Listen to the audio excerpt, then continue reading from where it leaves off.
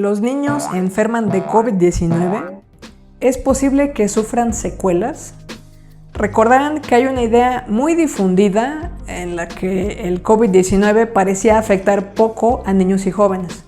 De acuerdo a los datos de la Asociación Americana de Pediatría, para el 15 de julio se habían reportado en Estados Unidos 4.09 millones de niños con resultado positivo por COVID-19 desde que inició la pandemia.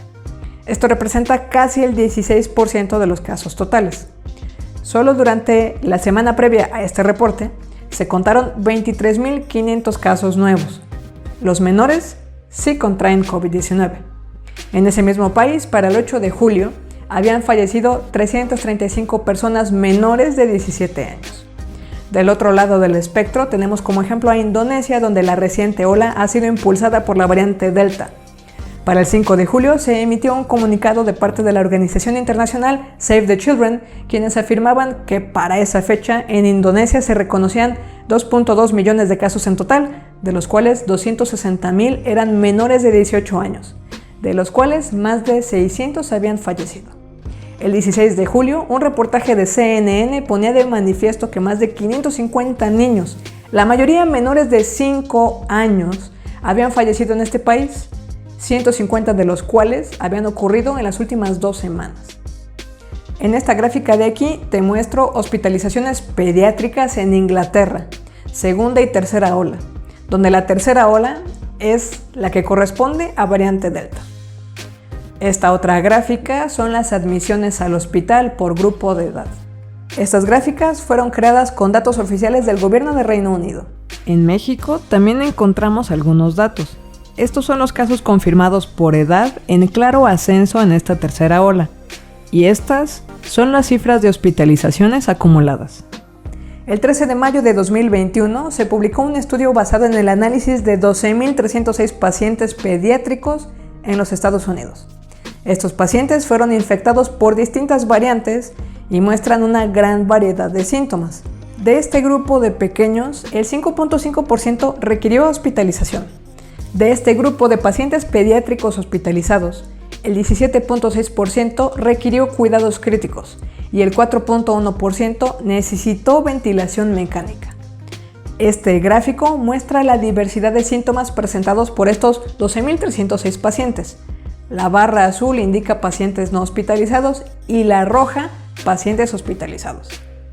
Este otro gráfico muestra la diversidad de síntomas por grupos de edad.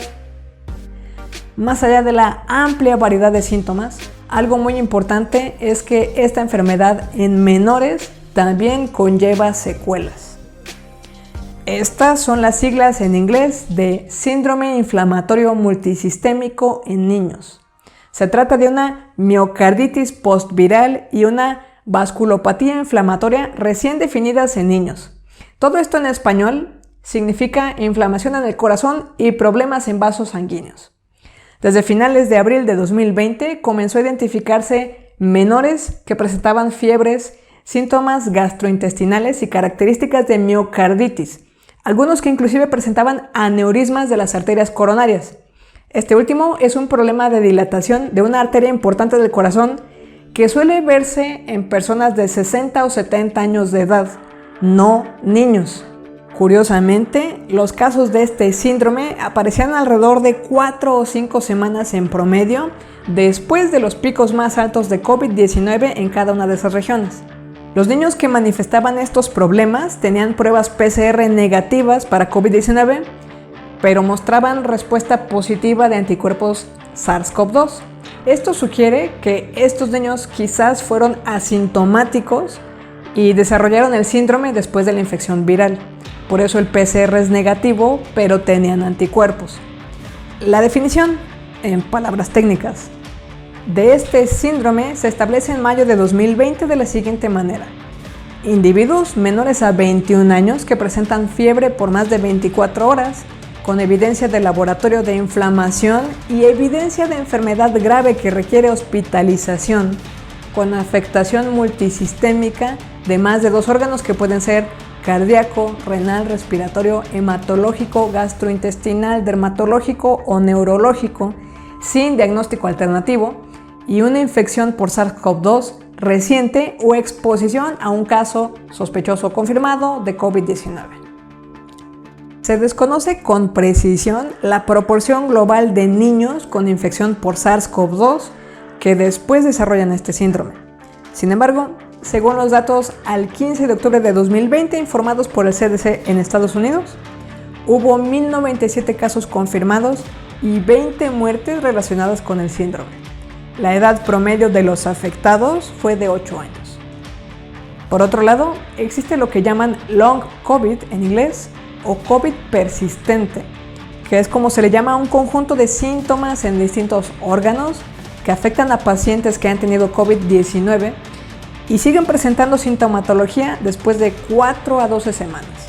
Algunos enfermos aseguran tener dificultades para leer y escribir, pérdida de memoria y una especie de niebla mental que complica todos sus procesos cognitivos. Otros sufren una fatiga severa, un mayor riesgo de daños en corazón y pulmones. En adultos, aproximadamente el 10% de los infectados parece desarrollarlo. En enero de este año se publicó una primera investigación en niños.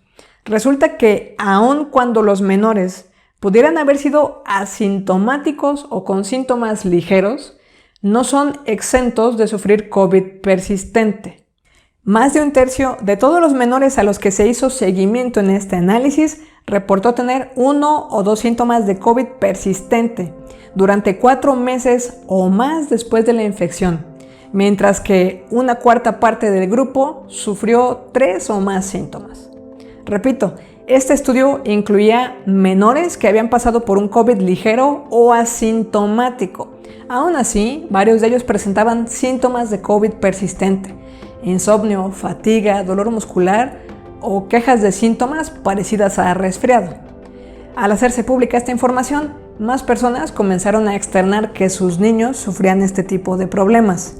La actualización de datos en Reino Unido en abril muestra que el 9.8% de los niños de 2 a 11 años y casi el 13% de los niños de 12 a 16 informaron sufrir de al menos un síntoma persistente 5 semanas después del diagnóstico positivo. En Rusia, otro informe publicado en abril encontró que una cuarta parte de los niños que fueron encuestados después del alta por COVID del hospital tenían síntomas más de 5 meses después. Entre el 10 y el 15% de los menores infectados manifiestan este tipo de problemas por semanas, independientemente de qué tan severo sea su cuadro de COVID. Fatiga, dolor de cabeza, insomnio u otros problemas neurológicos como dificultad para concentrarse o pérdida del olfato. Todavía no sabemos la magnitud del problema porque ni siquiera se está dando un seguimiento en todo el mundo.